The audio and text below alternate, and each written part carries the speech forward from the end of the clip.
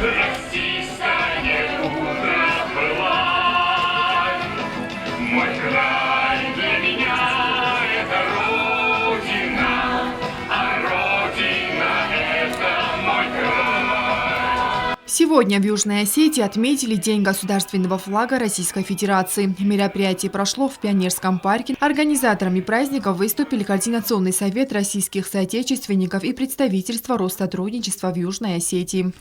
По всем регионам Российской Федерации проводятся различные мероприятия. И также все люди, кто любит Россию, проводят эту акцию и за рубежом. И, конечно же, Южная Осетия не смогла пройти мимо такого события в жизни России.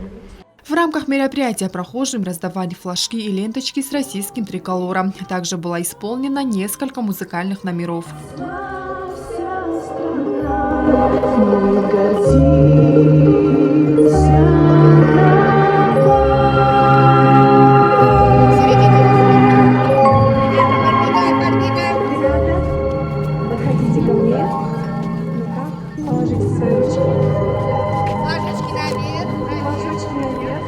Раз, два, три. Отпускаем.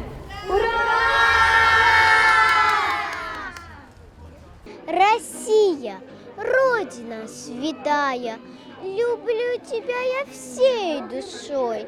Россия, ты обетирая, горжусь великою страной.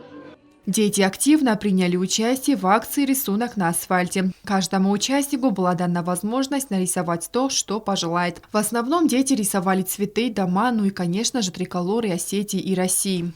Сегодня день российского флага, и я нарисовала осетинский и русский флаг вместе, чтобы мы всегда были под мирным небом и никогда у нас не было войны.